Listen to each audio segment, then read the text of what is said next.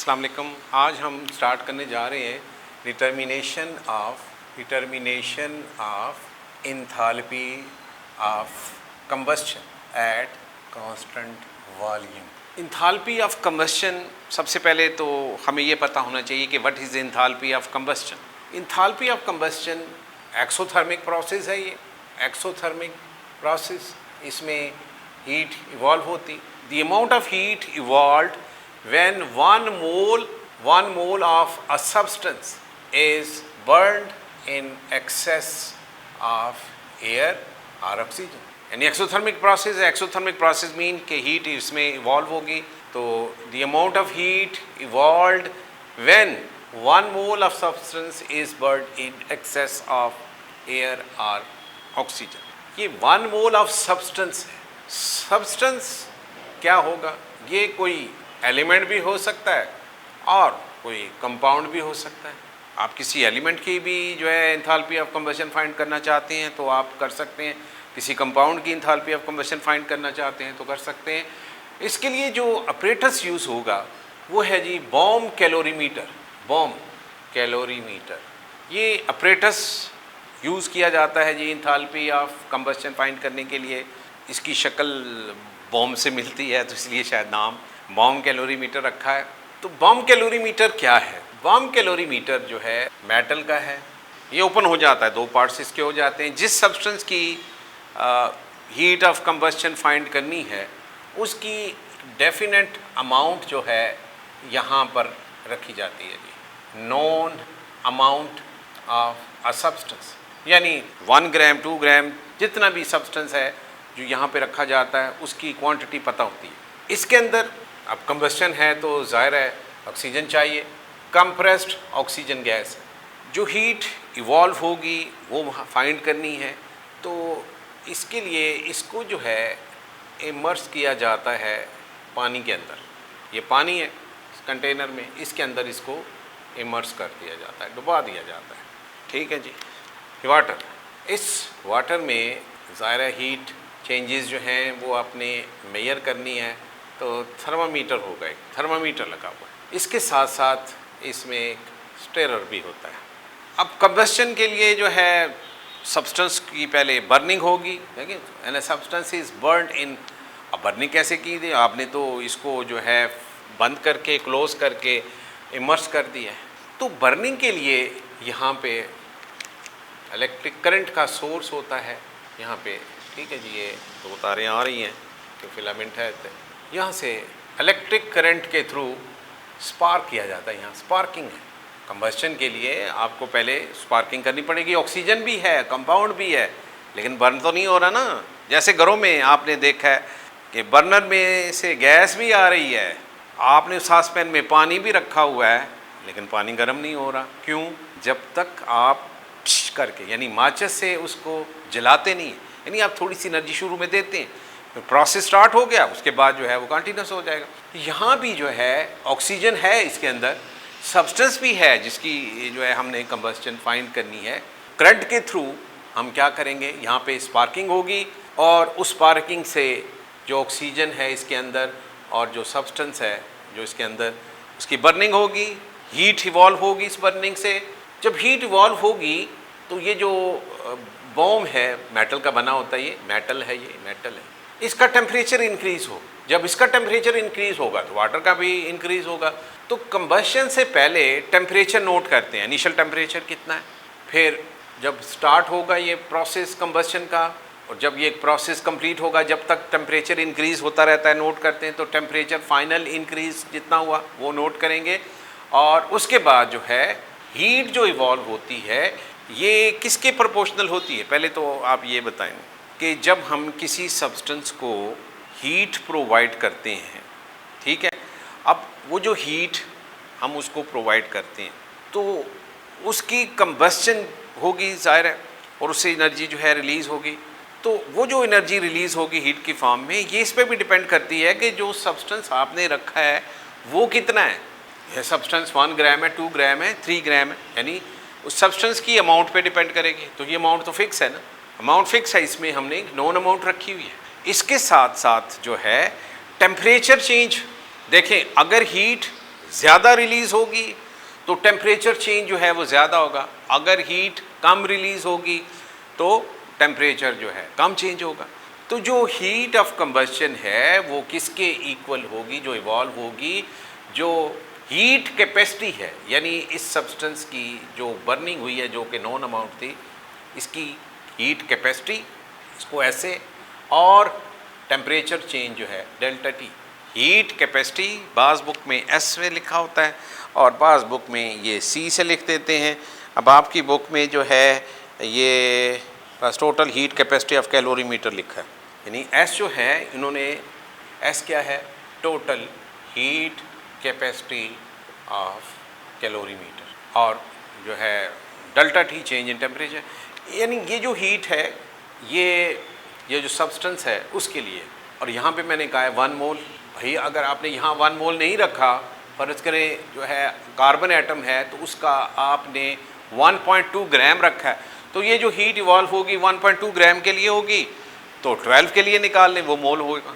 ठीक है, तो इस सिंपल फार्मूला जो है, इससे जो है हम जो हीट की अमाउंट इवॉल्व होगी, यानी हमें हीट टोटल हीट कैपेसिटी पता होनी चाहिए, उसके अंदर ये सारा कुछ शामिल है, वो कितनी है, और जो टेम्परेचर चेंज है वो कितना है, तो उससे फिर हम जो है हीट ऑफ कंबस्शन फाइंड कर सकते हैं।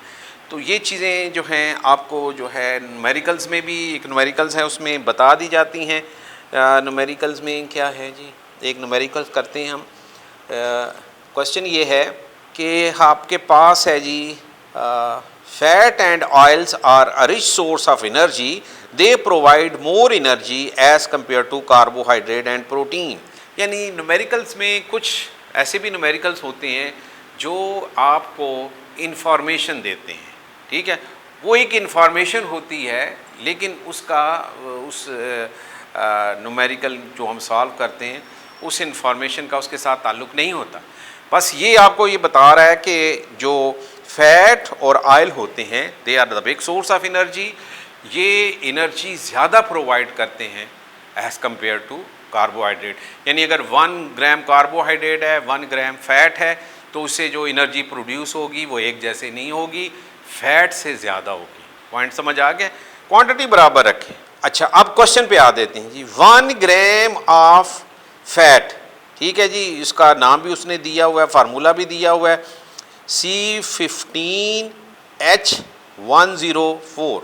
यानी हम इसके अंदर जो है 1 ग्राम फैट रख रहे हैं जिसका फार्मूला है C, मैं एक दफ़ा फिर देख लूँ कितना है जी, C57H104 और ऑक्सीजन जो है वो 6 है। ये 1 ग्राम फैट है, इसका फार्मूला बता दिया गया है। फार्मूला क्यों बताया गया है क्वेश्चन में जी, फार्मूला क्यों बताया गया? भाई फार्मूला इसलिए बताया गया है ताकि आप मोल जो है इसका फाइंड कर सकें। ये 1 मोल के लिए 1 मोल ऑफ सब्सटेंस, तो आपको तो ये 1 ग्राम बताया गया। 1 ग्राम फैट जो है ये 1 मोल फैट के इक्वल नहीं है, तो ये 1 ग्राम के लिए जो हीट है वो आपने कैलकुलेट करनी है कि फ़ैट जो है इसके अंदर है, उसकी कंबस्चन हुई। ठीक है जी, और जो टेम्परेचर चेंज आया, यानी इसमें जो डेल्टा टी है, इनिशियल टेम्परेचर और फाइनल टेम्परेचर, इसमें delta T change in temperature वो कितना आया जी? चेंज इन टेम्परेचर 8.77 ये चेंज इन टेम्परेचर है। ये पार्ट केल्विन भी हो सकता है और सेंटीग्रेड में भी हो सकता है, चेंज तो वही रहती है ना। अच्छा जी, इसके बाद है जी हीट कैपेसिटी क्या है? Heat capacity of calorimeter is 4.321 S 4.321, ये हीट कैपेसिटी आ गई। क्वेश्चन ये है कि determine the heat of combustion, यानी आपने हीट ऑफ कंबस्शन इसके लिए फाइंड करनी है। ठीक हो गया जी, यानी जो इंथैल्पी ऑफ कंबस्शन है ये आपने फाइंड करनी है, इंथैल्पी ऑफ कंबस्शन। तो क्या करेंगे? सबसे पहले देखें क्वांटिटी कितनी है। क्वांटिटी ऑफ फैट 1 ग्राम है, delta T change in temperature 8.77, और जो टोटल हीट कैपेसिटी कैलोरीमीटर की है ये 4.321 जूल पर केल्विन है। जूल पर केल्विन या जूल पर सेंटीग्रेड, ये यूनिट भी दिया होगा, जूल पर सेंटीग्रेड। और जो मालिक्यूलर फार्मूला है, मालिक्यूलर फार्मूला वो कितना है इसका बताया हुआ है। मालिक्यूलर फार्मूला है जी, ये लिख लें C57H104 एंड ऑक्सीजन जो है ये 6 है। तो इसका जो मोलर मैस आएगा 57 को आप 12 से मल्टीप्लाई करें, फिर 104 को 1 से मल्टीप्लाई करें और 16 को 6 से मल्टीप्लाई करें। तो ये आपके पास जो मोलर मैस आएगा अगर हम कैलकुलेट करें कैलकुलेटर से तो ये आंसर जो है ये आता है जनाब 884 ग्राम पर मोल आ गई, यानी एक मोल जो है इसका 884 है। अब पहले जो है हम फाइंड करेंगे हीट जो 1 ग्राम के लिए है, S delta T heat total heat capacity of calorimeter into change in temperature. तो ये किसके इक्वल है? ये आ गया जी जो टोटल हीट कैपेसिटी आपको बता दिया गया है 4.321 जॉल पर सेंटीग्रेड या इनटू डेल्टा टी भी आपको बताया गया 8.77 सेंटीग्रेड, ये कैंसिल हो गया। तो ये मल्टीप्लाई करें तो आपके पास जो आंसर आएगा ये क्या आता है जी, ये मल्टीप्लाई करने से 37.89 ये किलो जौल में है। इसका मतलब है कि ये जो आपको दी गई है टोटल ये किलो जौल में है, ठीक है। ये किलो जौल पर सेंटीग्रेड या पर केल्विन है। अच्छा, अब ये जो हीट है क्योंकि इवॉल्व होती है इसलिए इसके साथ हम माइनस साइन लगा देते हैं 37.89 किलो जौल। ये पर ग्राम है, 1 ग्राम के लिए। अब 1 मोल के लिए कितनी होगी? ठीक है, heat evolved for 1 gram, heat evolved पर ग्राम ये है जी 37.89 किलो जौल और पर मोल कितनी होगी? -37.89, इसको आप 884 ग्राम पर मोल से जो है मल्टीप्लाई कर दें। तो ये पर ग्राम के लिए थी ना, पर ग्राम है तो इसका यूनिट आप कर लें। अगर इसका यूनिट किलो जौल पर ग्राम करते हैं, ये ग्राम से ग्राम कैंसल, तो ये आपके पास इसको मल्टीप्लाई करें तो आंसर जो है किलो जौल पर मोल आ जाएगा। इसको मल्टीप्लाई करें तो आंसर जो है ये आपके पास आएगा 3.35 इंटू 10 की पावर 4 किलो जौल। क्लियर हो गया? ये तो सिंपल सा था, न्यूमेरिकल को इतना मुश्किल नहीं था कि फ़र्ज़ करें आप इसमें 1 ग्राम फैट रखते हैं जिसका ये मालिकुलर फार्मूला है C57H जो है उसमें 104 है और 6 जो है इसमें ऑक्सीजन है, तो इसका मोलर मैस 884 आ जाएगा। तो ये जो हीट इवॉल्व होगी ये 1 ग्राम के लिए होगी। जो हीट इवॉल्व होती है वो किसके इक्वल होती है? जो टेम्परेचर चेंज इसमें आता है और total heat capacity of calorimeter. तो टोटल हीट कैपेसिटी कैलोरीमीटर की बता दी गई है आपको, ये 4.321 किलो जॉल पर केल्विन भी हो सकता है कि ये जो है पर सेंटीग्रेड भी हुई होगी।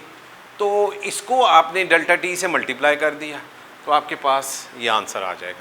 तो इतना आसान जो है ना न्यूमेरिकल्स, इतना सिंपल जो है आपने क्या किया, मल्टीप्लाई किया और फिर जो है आपने ग्राम से मोल बना लिए।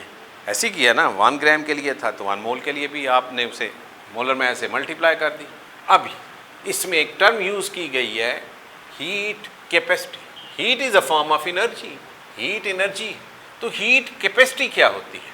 और हीट जो है कैपेसिटी ये किसके जो है प्रोपोर्शनल होती है? देखें, जो सब्सटेंस होता है जिसको हम हीट प्रोवाइड करते हैं उसके अंदर टेम्परेचर चेंज आता है। तो हीट जो प्रोवाइड की जाती है वो डायरेक्टली प्रोपोर्शनल होती है टेम्परेचर चेंज के। अगर टेम्परेचर चेंज ज़्यादा है तो आप ज़्यादा जो है उसको हीट देंगे। यानी हीट जो है ये क्या है? It is a form of energy. इसको आप किससे रिप्रेजेंट करते हैं जी? क्यू इसका सिंबल है, क्यू से रिप्रेजेंट करते हैं। ये सिंबल है क्या इसका? तो ये किसके प्रोपोर्शनल होती है? ये प्रोपोर्शनल होती है जी डेल्टा टी, डायरेक्टली प्रोपोर्शनल। यानी अगर आप टेम्परेचर ज़्यादा चेंज करना चाहते हैं किसी क्वांटिटी का तो क्या करेंगे? ज़्यादा हीट चाहिए होगी। इसके साथ साथ जो हीट है ये इस पे भी डिपेंड करती है कि वो जो मटेरियल है वो कितना है, ठीक है, यानी जो सब्सटेंस है उसकी क्वांटिटी पे भी हीट जो है वो डिपेंड करती है।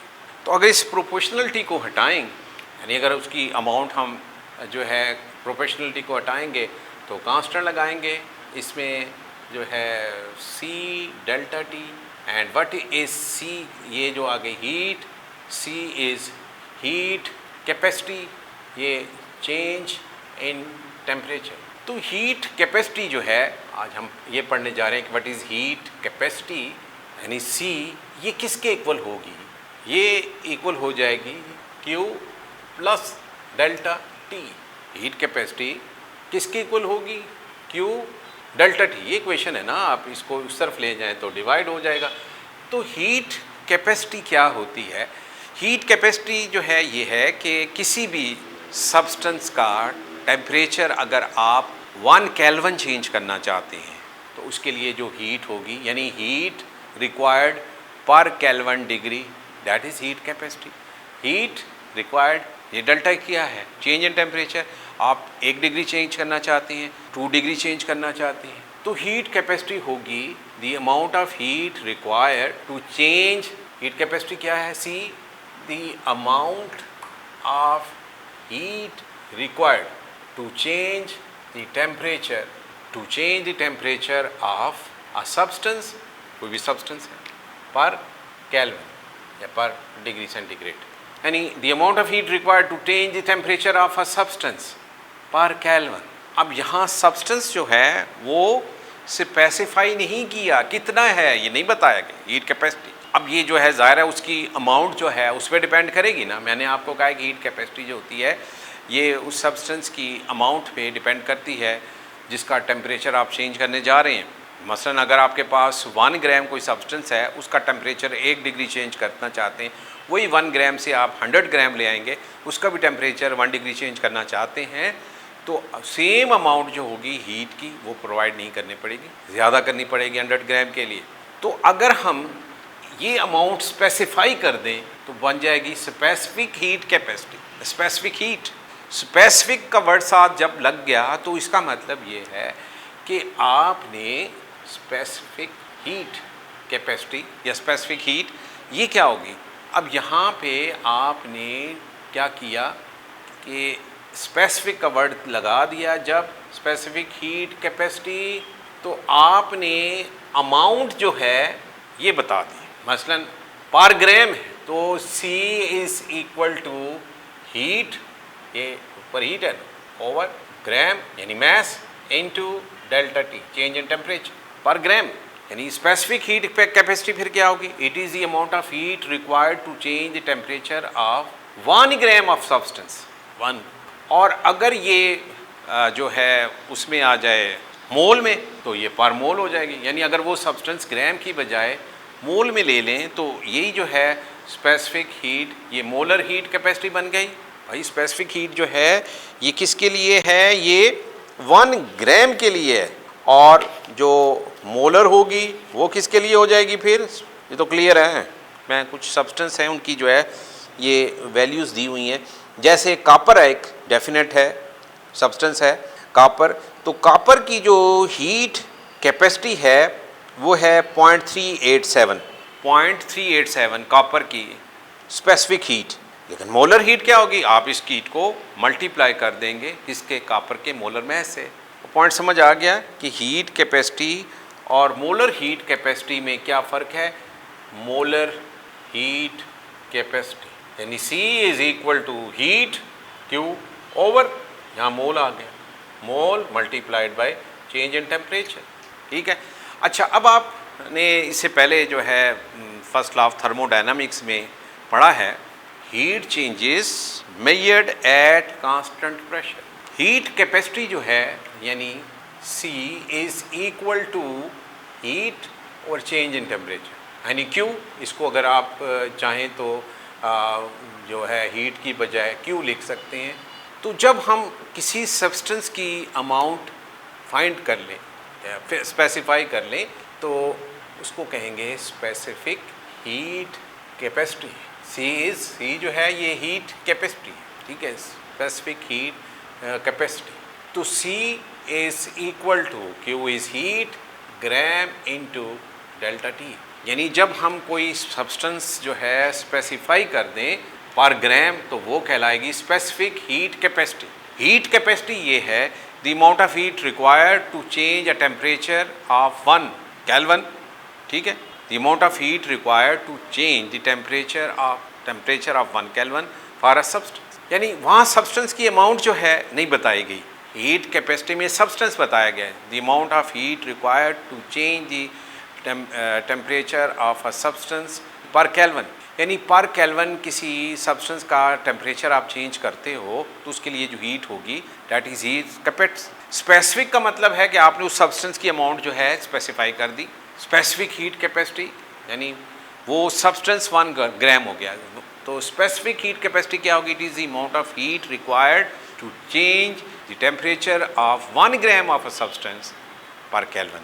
यानी यहाँ आपने सब्सटेंस बता दिया 1 ग्राम, हीट कैपेसिटी में सब्सटेंस की अमाउंट स्पेसिफाई नहीं है, लेकिन जब स्पेसिफिक कर देते हैं तो वो सब्सटेंस हो गया, यानी उसको कहलाएंगे हम स्पेसिफिक हीट कैपेसिटी। अब ग्राम की बजाय अगर हम मोल यूज़ कर लें तो वो बन जाएगी molar heat capacity. Molar heat capacity is equal to, यानी क्यू इज़ हीट, यहाँ पे number of mole, N is number of mole and delta T change in temperature. This is molar heat capacity. Clear हो गया? Molar heat capacity एक substance है, उसकी जो है अमाउंट दी हुई है, डेट इज कॉपर है। कॉपर की स्पेसिफिक हीट है, कॉपर एक सब्सटेंस है, इसकी स्पेसिफिक हीट कैपेसिटी ये है जी 0.37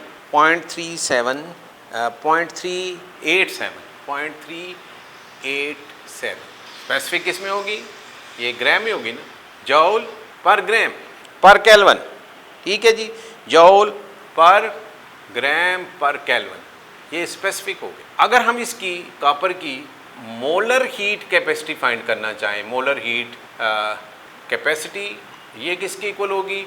0.387 जॉल पर gram per kelvin multiplied by, अब कॉपर का जो मोलर मैस है वो है 63.5 है, या 6 बाज़ बुक्स में तो 64 ही लिख लेते हैं, लेकिन लिखना चाहिए 63.5 ग्राम पर मोल। अब ग्राम से ग्राम कैंसल, ठीक है, तो इसे आप मल्टीप्लाई कर दें तो 0.387 मल्टीप्लाइड बाय 63.5, तो ये बन जाएगा जी जॉल पर केल्विन पर मोल पर केल्विन, और सॉरी जॉल पर मोल पर केल्विन। तो ये कितनी है जी? मल्टीप्लाई करें ना तो ये 24.59 आ जाएगा जॉल पर मोल पर केल्विन। अब ये कहलाएगी मोलर हीट कैपेसिटी।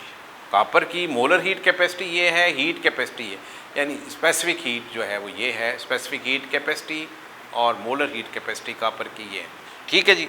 यानी मोलर के लिए आपने मोल से मल्टीप्लाई कर दें, तो molar heat capacity number of मोल से, ये जॉल में इसका यूनिट होगा पर मोल पर केल्विन। अच्छा, अब कुछ प्रोसेस हैं जो हमने फर्स्ट लॉ ऑफ थर्मोडायनामिक्स में पढ़े हैं कि जी process at constant pressure, constant pressure पे, और प्रोसेस जो है at constant volume. Constant pressure पे QP ये डेल्टा H के इक्वल है, और कांस्टेंट वॉल्यूम पे QV इज़ इक्वल टू क्या बन जाएगा जी? Delta E। अगर हम इस मोलर हीट कैपेसिटी को कांस्टेंट प्रेशर पे रख लें, यानी molar heat capacity at constant pressure, तो ये बन जाएगा जी CP कांस्टेंट प्रेशर, और डेल्टा H हमने क्या किया, जब चलें एक स्टेप और लिख लें, पहले QP कर लें, N कर लें और डेल्टा T कर लें, और फिर वैल्यू पुट कर दें, CP is equal to delta H N into delta T, और डेल्टा H किसके इक्वल हो गया? NCP delta T। अब इसी तरह कांस्टेंट वॉल्यूम पे जो मोलर हीट कैपेसिटी है, molar heat capacity at constant volume, वो किसके इक्वल होगा? CV कर लें, this is equal to Q V over N delta T. अब इसमें आप ये वैल्यू पुट कर लें, delta E N delta T और delta E is equal to, इसको इधर ले गए ना, ऐसे कर लें जैसे वहाँ की है, N C V delta T. एक आपके पास ये एक आ गई इक्वेशन, ये आ गई इक्वेशन, ये दो इक्वेशन आ गई। तो ये था जी थर्मोडायनामिक्स। कैसा रहा थर्मोडायनामिक्स? आप हमारे चैनल को लाइक करना, सब्सक्राइब करना मत भूलिएगा। आपके साथ इंशाल्लाह अब हम नेक्स्ट चैप्टर के साथ कुछ देर के बाद मिलते हैं। तो ये चैप्टर ख़त्म हो गया। इसके जो न्यूमेरिकल्स होंगे बेटा बहुत ईजी होंगे। आपको एक डाटा दिया गया होगा, आपने वो डाटा जो है पुट करना है और ये सिंपल सी इक्वेशंस हैं, इनमें आंसर आ जाएगा। चलें, एक टाइम है, मैं एक आपको न्यूमेरिकल करा देता हूँ। न्यूमेरिकल ये है कि आपके पास एल्युमिनियम पैन है। एल्युमिनियम जो है ये मेटल है, इसका पैन है, ये घर में नहीं यूज़ सॉस पैन वगैरह, और इसकी जो अमाउंट है एल्युमिनियम की वो 200 ग्राम, यानी 200 ग्राम का एक पैन है। ठीक है जी। इसका टेम्परेचर 100 से 25 हुआ एट कांस्टेंट प्रेशर, यानी T1 जो है T2 100 था, इससे कम होकर ये 25 हो गया। तो चेंज कितनी आई? 75 की। चेंज इन टेम्परेचर 75 हो गया ना। ठीक है, 100 माइनस 25, तो चेंज इन टेम्परेचर जो है T2 minus T1 that is change in temperature. ये कितना हो गया जी? आप इसको कर लें तो ये 75 आ जाएगा। 100 माइनस 25, आंसर 75 सेंटीग्रेड। अब क्वेश्चन क्या है? ये टेम्परेचर चेंज आया एट कांस्ट। स्पेसिफिक हीट आपको बता दी गई, specific heat capacity. Specific heat capacity of aluminium is 0.9 ठीक है जी, joule per gram per kelvin. अच्छा, ये जो सेंटीग्रेड में है यही जो है 75 पर केल्विन भी होगा, वो चेंज जो है उतनी ही रहती है ना। आप बेशक इसमें अगर आप 273 ऐड कर दें, इसमें भी 2 डिफरेंस लेंगे तो वो एक ही आएगा 75 केल्विन। हीट जो है वो आपने फाइंड करनी है। नहीं, 200 ग्राम है वो सब्सटेंस, ठीक है, टेम्परेचर चेंज ये है, उसकी स्पेसिफिक जो है ये है हीट। तो कितनी हीट जो है, ज़रा टेम्परेचर जो है डिक्रीज़ हुआ है तो हीट जो है इवॉल्व हुई है, तो हमने ये फाइंड करना है जी कितनी हीट जो है वो इसमें इन्वॉल्व है। ठीक है, क्लियर हो गया? तो Q is equal to MC delta T। ये M जो है ये मैस आ गया ना, ये अगर आप ये देख लें ये equation, Q is equal to gram हो गया ना M, तो M क्या है? मैस कितना है जी? 200 gram multiplied by 0.9 joule per gram per kelvin into delta T 75 kelvin. तो ये केल्विन से केल्विन कैंसल, ग्राम से ग्राम कैंसल, तो इन सब को मल्टीप्लाई करें तो आपके पास आंसर जो आएगा वो आएगा जी 1313500 जूल। ये कोई मुश्किल है भाई? आपको जब उस सब्सटेंस की क्वांटिटी ग्राम में दी गई है तो ये वाला फार्मूला लगाएं, अगर मोल में दी गई होगी तो ये वाला लगा लें। ठीक है, तो ये हीट जो है ये इतनी जो है इसमें इन्वॉल्व होगी। ठीक है जी, अपना ख्याल रखिएगा। इंशाल्लाह हम जुमे के बाद फिर मिलते हैं नए चैप्टर के साथ। हमारा चैनल जो है उसको सब्सक्राइब करना मत भूलिएगा।